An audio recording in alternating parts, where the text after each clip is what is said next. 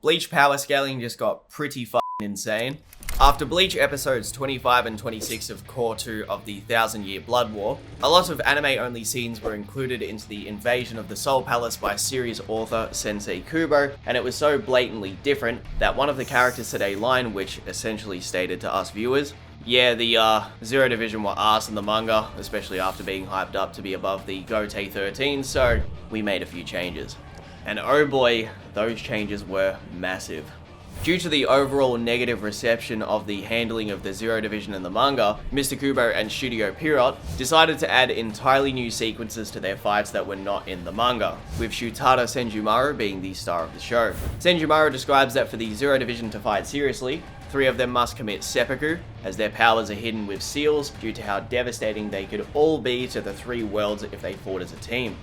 Upon doing so, Senjumaru activates her Bankai, and she states, even the slightest use of our powers would cause the heaven and earth of the 3 worlds to tremble.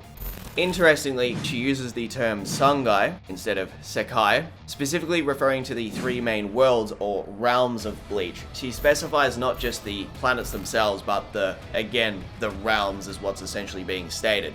Now, if you were to look at the way that the heavens and earth is used in Hebrew, this encompasses everything. There was no specific word for universe in the Hebrew language. To them, if you wanted to say universe, you would say heavens and the earth. Everything that was made by God.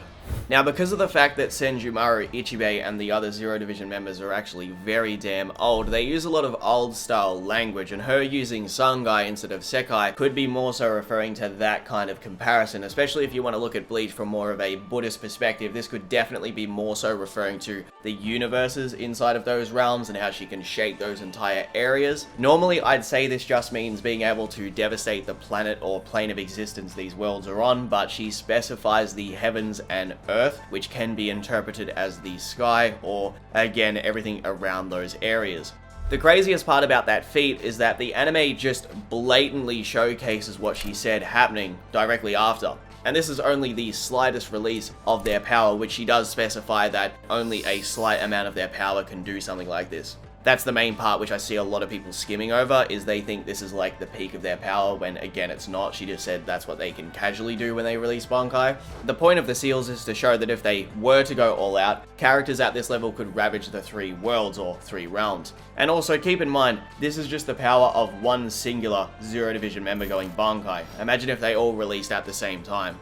Once Core 3 begins, they're no doubt going to add a lot more stuff to Ichibe's fight, because when he transforms into Bankai, it doesn't actually shake all the realms, but I don't think it always needs to be shown for them to be able to do these things, because it's kind of like the Aizen feat with the mountain situation, where people are like, oh, well, isn't that like, as strong as he is? He sort of said it in the manga, but the issue is that characters far weaker than him are stated to be able to do much more, so you just assume, well, of course Aizen is far superior to stuff like that. He was just more so fascinated by the fact that he could not just destroy mountains but make them vanish from existence with casual swings of his sword, which again is it's not really a bad thing, but you just got to assume, well, of course that's not the peak of his power. Since those changes, a lot of debate was instantly on the rise in regards to Aizen versus the Zero Division. As we all know, for him to reach the Soul King, he was going to have to fight them at some stage. In many of the data books, there are various statements which confirm that he would have achieved his goals if he was to have gotten past Ichigo, along with 2 official Bleach volume covers which verbatim state that Aizen would have succeeded again, but Ichigo was the only thing stopping him. Though I've already talked about this subject before in an older video, I really felt it was necessary to delay my videos that I was working on so that I could defend Aizen from what is genuinely slander of his name, and to clarify just how strong not only Senjumaru is,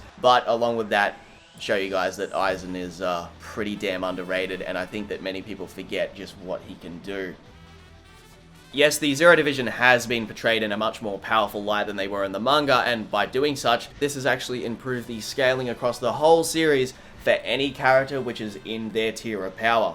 However, once again, as I've already hinted at, it doesn't actually affect the outcome of Aizen's plans like many think, because of what was shown.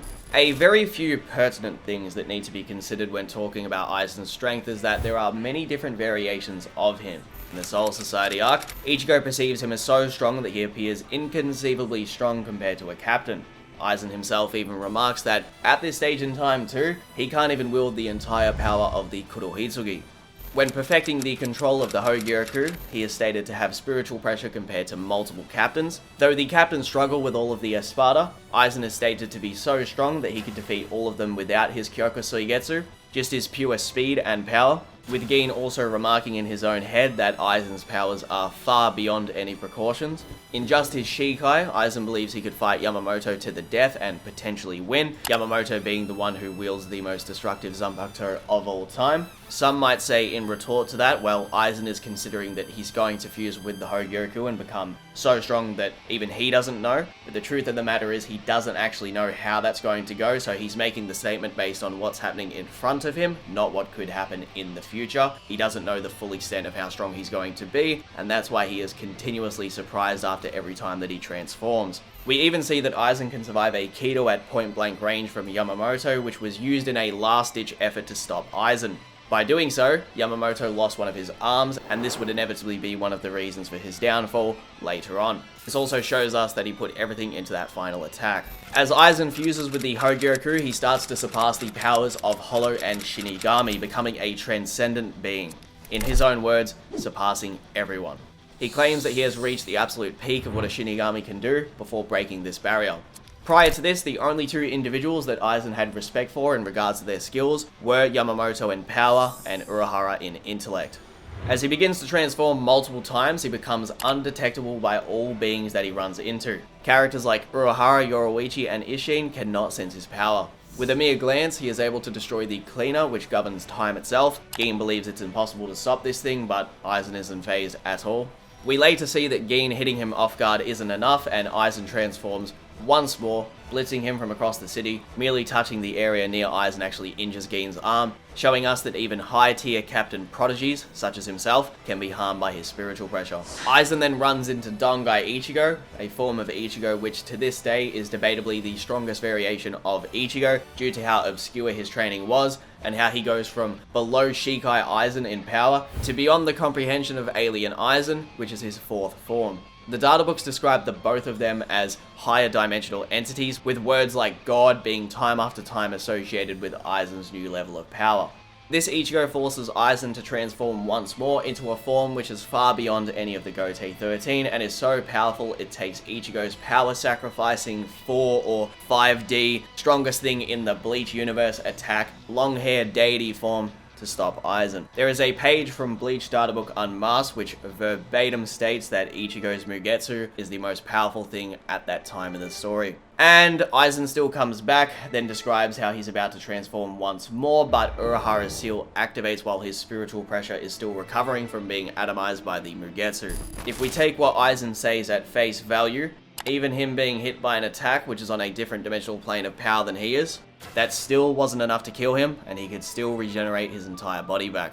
Fast forward to the war arc, and the anime gives us an interaction between Aizen and Yhwach, where Yhwach admits that killing Aizen would be next to impossible. Even the idea of restraining him wouldn't work because the Hogyoku is such a nuisance. Aizen, interestingly, recognizes Yamamoto's Bankai spiritual pressure to be, quote, unpleasant, which is intriguing due to the fact that this is the strongest iteration of Aizen thus far, and Yamamoto was not at his full power due to his missing arm, and was also holding back his Bankai's power from destroying the Soul Society. It's actually possible that we may have seen a scene where he was able to shake everything similar to what the Zero Division members did, but because he was suppressing himself so hard and wasn't at full power, we never got to see the full extent of what he could do. Sosuke Aizen, unlike all of the Zero Division, apart from Ichibe, is listed as a special war threat by Yhwach. Yhwach considered listing Yamamoto above the other 4 Zero Division members, but his missing arm was the main issue. Yhwach does also state that only he could seal Yamamoto's sword, which could imply that Yamamoto truly was nerfed far beyond what we initially thought. Some like to state that the only reason this was said by Yhwach is because his Royal Guard were nerfed to a pretty large extent at that exact stage. However, if that's the case, what Yhwach could have done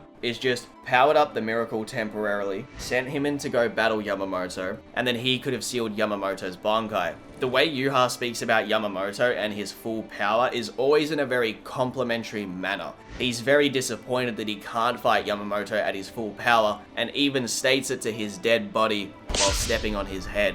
For comparison's sake too, to give you guys a bit of perspective on how strong Yamamoto in his full power should be if he was to have both arms, well, we do know that even one-arm Yamamoto was stronger than Shunsui, and he's the one that fights Lilibara later on and does defeat him. Sure, he does have outside help, but Yamamoto, even with one arm, is so much stronger than Shunsui that it wouldn't really make a difference when it comes to this argument. An interesting little detail which I want you guys to pay attention to is that the Zero Division members don't seem to be showcased having transcendent spiritual pressure, whereas Yamamoto in just Shikai actually does. Along with that, his Bankai was hyped up by basically every single character that was aware of it or seen it in battle.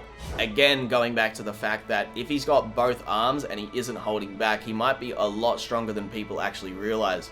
Ichigo even goes out of his way to stop Yhwach from being able to wield Yamamoto's Bankai by covering it with his ink. It should also be noted, and I don't say this to downplay Senjumaru or any of the Zero Division members in any way, so don't take this the wrong way, but Yhwach does not even acknowledge her Bankai being released, he just continues to fight Ichigo.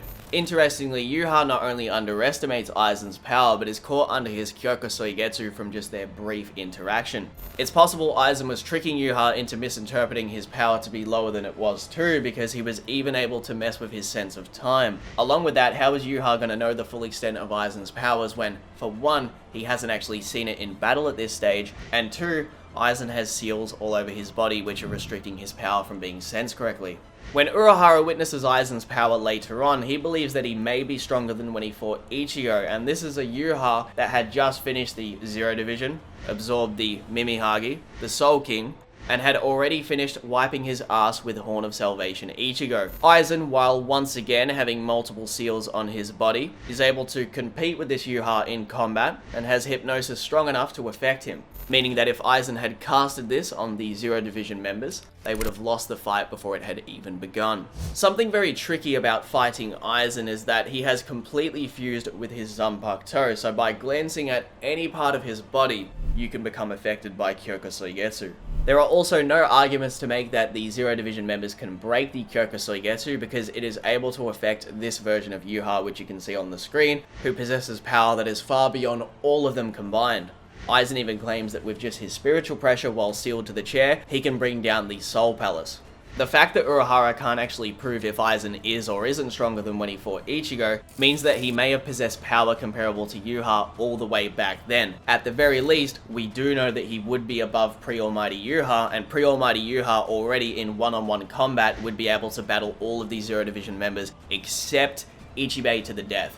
And this isn't inconsistent at all whatsoever in the series, because Ichigo and Aizen were incredibly powerful when they went through all of their transformations in their battle.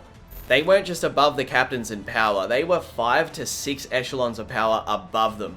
And the Mugetsu had such a huge increase in power for Ichigo that you can't even quantify what the multiplier would technically be. One thing we do know for certain is that Aizen, at the very bare minimum, was more powerful than pre-almighty Yhwach, and that Yhwach is only contested in combat by Ichigo. Later on in the story, Gotei 13 Shinigami are able to defeat his royal guard, who defeat the Zero Division quite quickly in the manga. We're yet to see how it turns out in the anime, but it's basically going to be the same thing. Likely the situation is going to be that Uryu or Hushvolt get them out of her Bankai and defeat her, because if the other members reveal their Vollständigs, well, it kind of ruins the point of revealing them in individual battles later on in the story, which is meant to be a big deal. Even being comparable to Yhwach before his power-ups would be very impressive, because it took the combined efforts of all of the old Gotei 13, which were famous for being more ruthless in combat, and a younger, angrier, two-armed Yamamoto to stop him in the past. Again, it took all of them just to defeat Yhwach.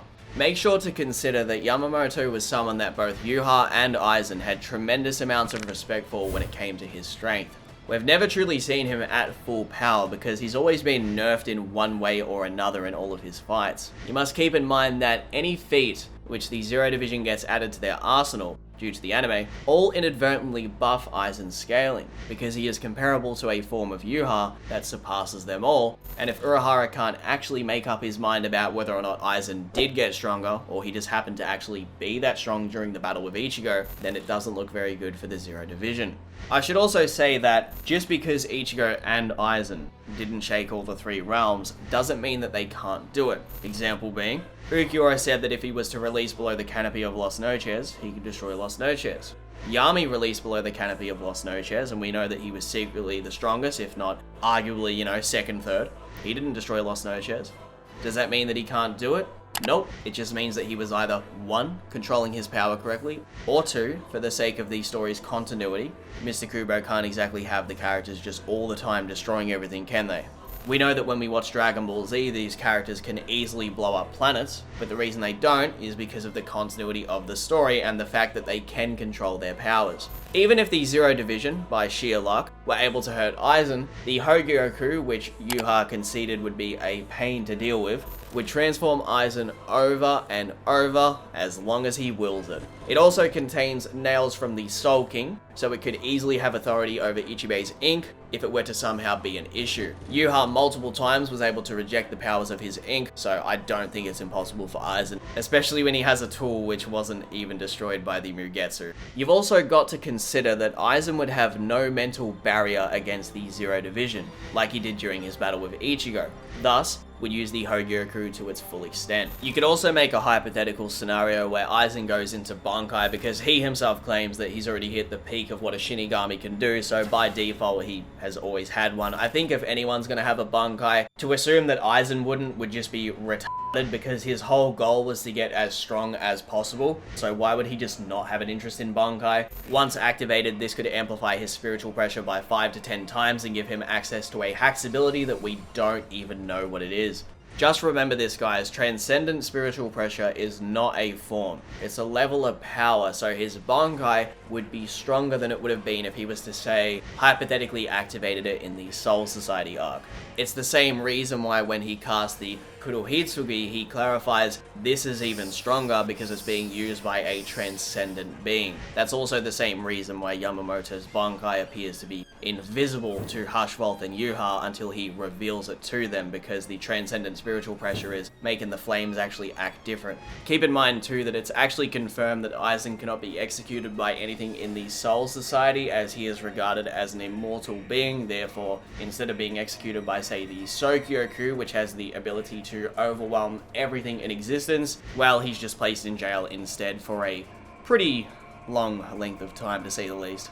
It's rather fascinating that when the Zero Division speak about Aizen, they always talk about him in a sort of way where he's regarded as evil, like even more so of a mental threat to them than actually Yhwach was. So I always found that to be quite fascinating, because Ichibe is always very dismissive of Yhwach in sort of an elder way. He says many a times, like, go away, go think about what you did, stuff like that. It's really dismissive of Yhwach, but when they speak about Aizen, it's always like a, don't say his name too loud, he's very scary. So I feel like the fact that he's regarded as such a threat in their minds mentally, that's a pretty big deal. You'll also remember that when Yamamoto heard that Yhwach had visited Aizen in the Muken, he was very terrified at the idea of those two teaming up. An interesting difference between Yamamoto's destroying the Soul Society feat and what Senjumaru does is that, yes, what Senjumaru does is only a slight showing of their power, and that's something that many people do continuously keep forgetting. It's not actually the peak of what they can do, this is just a slight showing. Well, Yamamoto does have the ability to, just by standing there while suppressing himself, which is a good feat like Senjumaru's, where it's not even the full example of their full power, just from him standing there and suppressing himself in Bankai, he has the ability to threaten the entire Soul Society. Like, we're not just talking shake the area, he's gonna eviscerate it with his flames passively again while suppressing himself. I should also hammer in that it's kind of an oxymoron to say that he has the time and time again strongest Zanpakuto, the most destructive Zanpakuto, but he's weaker than like 7 other Shinigami. It's a bit silly. Also, earlier in the series, just to add a bit more credit to how strong Aizen is, even in just Shikai, Unohana concedes to Aizen's power and essentially says that Ichigo is the only one capable of dealing with him. Now, this is also very interesting because a lot of people always make the conversation of, well, what if the Zero Division just overpower Aizen with spiritual pressure? They could surely just overpower the Kyoko Soigetsu, right? But Unohana sort of, yeah, she should be stronger than Aizen as the Kenpachi, which I don't believe she is, but let's just say for the sake of argument, okay, we just believe she is. Even she's like, well, even if I had spiritual pressure that was higher than his, he'd still have me in checkmate. So just more supporting evidence that even if you are more powerful than the individual, being Aizen specifically, you can't just break out of his Kyokusoi Getsu. Another example of that was the fact that for Yamamoto to combat the Kyokusoi Getsu, he had to actually bait Aizen into stabbing him so he could physically grab him, because in his mind he believed, if I let Aizen stab me, I'll know that it's his specific spiritual pressure stabbing me and not someone else's. So that's the way that he was able to combat it. But because this hypothetical fight is going to take place after that, Aizen's not going to make the same mistake again. Now, you guys know that I don't always like to use the novels, because the novels tend to have a lot of stuff where I'm actually quite curious on how heavily involved Kubo is. But for the sake of argument, if we do say that the novels are all canon and we have to treat all the writing in there as purely, you know, source material that can be used, and once again, canon, there's a lot of statements which always refer to Yamamoto and Aizen in particular being on a different level of power compared to a lot of the other captains and just the general characters. Now, of course, characters like the Soul King or any of these higher god-type figures, I guess you could say, like, yeah, they're a different conversation, but Shunsui even just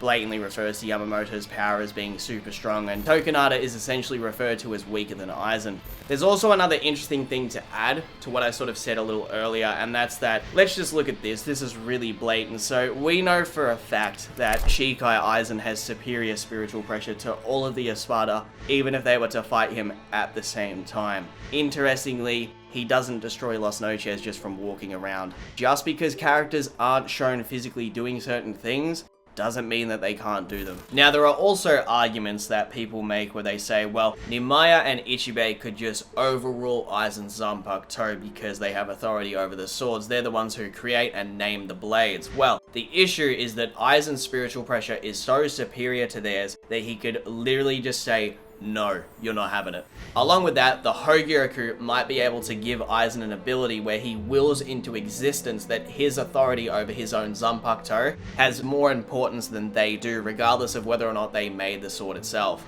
The biggest issue that these Zero Division members are going to have if they face Aizen is the second they make eye contact with him, it is G.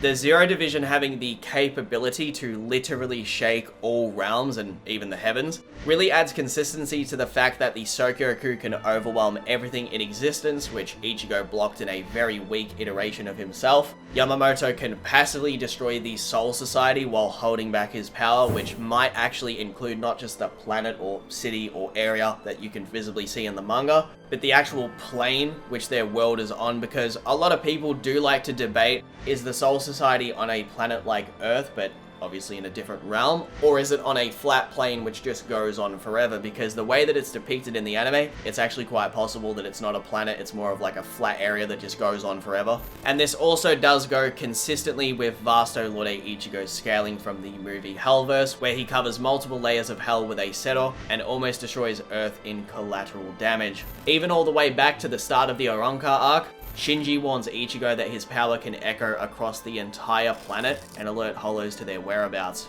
That's just in his dollar store Shikai form. Senjumaru's powers also don't stop there. You could consistently make some very solid arguments that her powers aren't just impressive in regards to destructive capability, but how her powers correlate with enlightenment and heavy Buddhist influence, which I referenced earlier in the video. I'm not going to act like I'm an expert on this subject matter, but anyone who follows Bleach's story beyond just the surface level knows that the story is heavily influenced by Buddhism, and even the cycle of life and death in Bleach's lore mechanically works in a similar fashion. Not only does her Bankai's name hold incredible significance, but Mr. Kubo went out of his way to add this as new canon material for us to see, along with directly asking Studio Pierrot to show the Zero Division being able to shake the three realms. In short, the author wanted us to see these new feats. If you notice in the anime, Senjumaru's Bankai shows us slight glimpses of her weaving the visual fates of her foes, and how some of their inevitable downfalls will take place. This has kind of a similar showing to Higuruma's Shikigami Judgeman from Jujutsu Kaisen. If you're familiar with that series, then you'll know what I'm about to say, where Higuruma does not have knowledge of his opponent's crimes, his Shikigami does, even if they're a complete stranger. In Senjumaru's case, although she isn't seeing what the future beholds, like say the Almighty, she is weaving their fates in a symbolistic manner, sort of a similar regard where Judgeman has preemptive knowledge of things, even though the user, which would be Senjumaru Senjumaru in this case, doesn't actually have the knowledge of what these events really mean.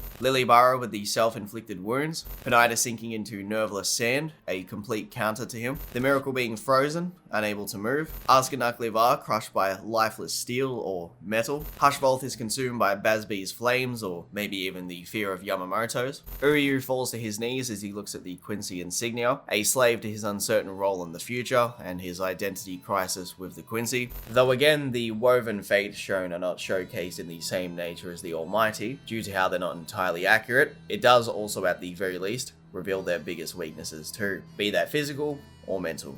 Hikifune mentions, Senjumaru has 1,000 arms, a clear reference to the Guanyin Bodhisattva, Guanyin translating to the one who perceives the sound of the world, which directly correlates with the ability to weave fate itself. Senjumaru also has 6 arms and 6 parts to her Bankai, one for each victim, the 6 realms of Samsara. Her Bankai upon release summons a traditional Torigate, which is usually at the front of Buddhist shrines. Torigates usually mark the entrance into a sacred or spiritual place. The reason that's important is because what that might imply is that once the Bankai is released, they get transported into a different realm inside the actual Bankai itself or a different sort of area. It's really up to how you interpret it because we weren't actually explained how it works, but pretty cool that that's a little addition to the Bankai's reveal. I'd also like to include that because of the fact that her battle and Yhwach versus Ichigo hasn't actually concluded in the anime, it ended on a bit of a cliffhanger. The next episode could reveal even further feats for her, so please keep that in mind. Along with this, if you genuinely give Senjumaru complete charity and her Buddhist inspiration is taken as hyperliteral, shaking just the 3 realms is nothing in comparison to what Mr. Kubo might have been trying to convey to us readers and watchers.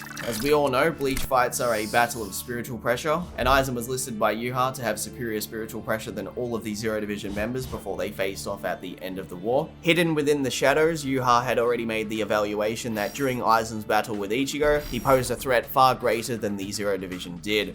When Ichigo was battling Aizen, he could feel the loneliness from his blade, but this was the same Aizen that was aware that he was going to inevitably face off with the Zero Division and potentially the Soul King. It kind of makes you think that in Aizen's head, he had already perceived his new powers as being far beyond that of what the Zero Division were going to be. I just want to point this out really clearly one more time. Yhwach had already placed Aizen in a category that was above Ichigo and the other Zero Division members. He put emphasis on the fact that his spiritual pressure was so high that it was special to him as a war potential. This is also the same Aizen who, at the start of the war arc, Yhwach didn't consider him to be part of the Shinigami side. He was just such a potential future threat that he recognized Aizen as having better spiritual pressure than even Ichigo. And as shown throughout the entire series, if you have higher spiritual pressure, you are superior in battle. The final point that I'd like to make about Kyokusui and just how overpowered it is, well, if you consider that Aizen was able to manipulate all possible futures that Yhwach could perceive and Yhwach was a threat to the entire universe, Aizen's got hypnosis, which scales to a character that has universal spiritual pressure. And if there are countless futures which he can see into, and Aizen can manipulate all of those, there was never a chance that they were going to break out of the Kyokusui.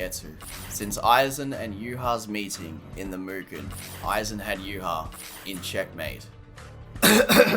Now, I really wanted to add these final lines into the video so that if anyone has any issues, it can be clarified here. Point 1. Early in the video, I showcased the notorious mountain feat. Obviously, I know Aizen didn't actually cut the mountain. We found out it was Ichigo swings the entire time. The point of this being broken down is that even if he was correct in his evaluation of his own power, and Aizen did make the mountain vanish, it wouldn't actually be an anti-feat, as shown with even Grimmjow being able to destroy Los Noches with a Gron Rei Sera in base form. Even Hallibell and her Fraction, they basically look ahead and they're just like, why the f did he do that? That's a far larger area than that mountain, by the way, pretty obvious. And he was going to do that with just a simple Gron Rei Sera in base form. If you use the Resurrection multipliers for the higher ranked Espada, which is the ones that Ukiura directly references in the whole, don't release below the canopy, they're all weaker than base Aizen, and you can calculate them to have a much larger destructive capability. Example, we've all seen Ukiura's Lanza del Relampago, and that thing dwarfed Los Noches in size. By the way, Los Noches might low-key be a pocket dimension, because on the inside it has an artificial sun and it looks a lot larger on the inside than it does from the outside, that's for sure. Like when Rukia gets thrown to the ground by Yami, the amount of distance that thing stretches on for on the inside is much bigger than it looks. Aizen also, during his battle with Ichigo, where the infamous mountain statement is actually made in the anime and manga, he basically creates a Grand Canyon with one of his swings towards Ichigo, which is a far superior feat than just simply destroying a mountain. Point 2. How can Urahara be a reliable narrator in regards to Aizen's strength when he couldn't even sense Aizen's first form with the Hogyoku? Once again proving the Yhwach scaling Aizen theory that the Aizen who fought Ichigo may be far stronger than we think. Yhwach also references that specific fight in his fight with Aizen. Do we also know if Urahara even seen every single part of Ichigo's battle with Aizen? Even if Urahara was present, he wouldn't have been able to sense them in their battle, or even perceive their movements because of how superior they both were in strength to him. Urahara is so shocked by Aizen's power while sitting in the chair that this is his first assumption. The fact that he isn't 100% sure is proof of two things. Mr. Kubo wants us to know that Aizen got stronger, so he uses Urahara as a character to convey that with dialogue, or the other, Urahara thinks that the Aizen from the Ichigo battle was just that impressive, hence using Mei. I also want to really stress this to you guys. Alien Aizen and War Aizen are in a completely different echelon of power. They're in a whole different category than the Silver Surfer half-transformed Aizen, which was already casually beating Yoruichi, Isshin, and Urahara at the same time, and they also could not sense his power.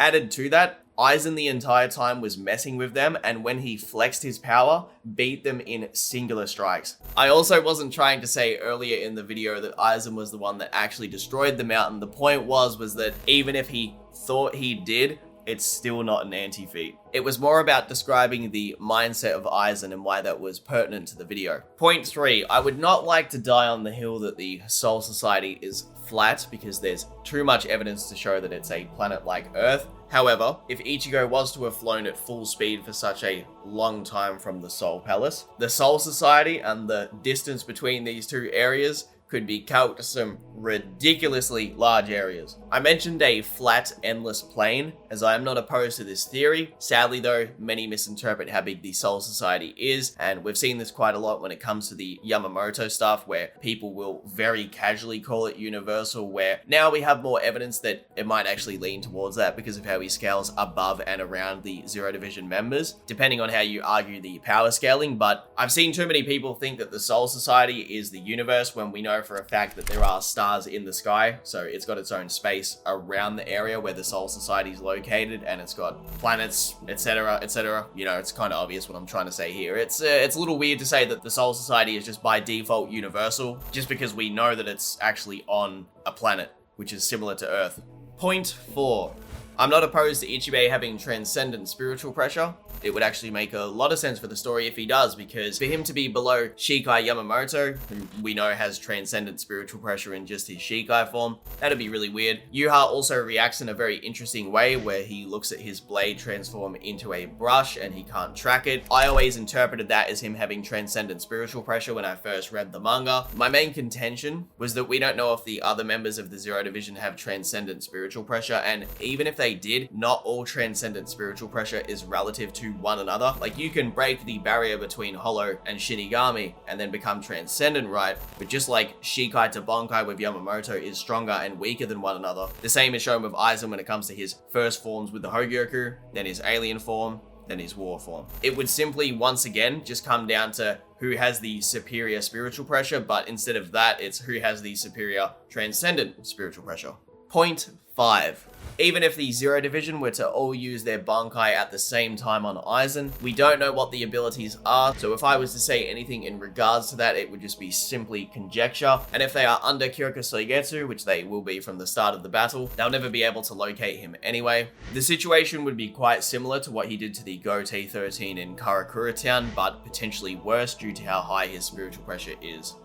Hope you all enjoyed this video. A like and subscribe would be very much appreciated if you want more stuff like this from me. I do have videos in the works, but I sort of delayed them because I felt like this was more necessary to speak about. It's quite a big deal, and I hope that we see more stuff like this in the anime, which I know for a fact that we will. Aizen's going to get a lot of extra scenes added to the anime. Yhwach's going to do some crazy stuff. Ichigo's going to do some wild stuff. Like, that doesn't even need to be said. The next two cores of the Bleach anime are probably going to make this series pretty damn strong. The last thing I want to say, the Aizen downplay has got to fucking stop.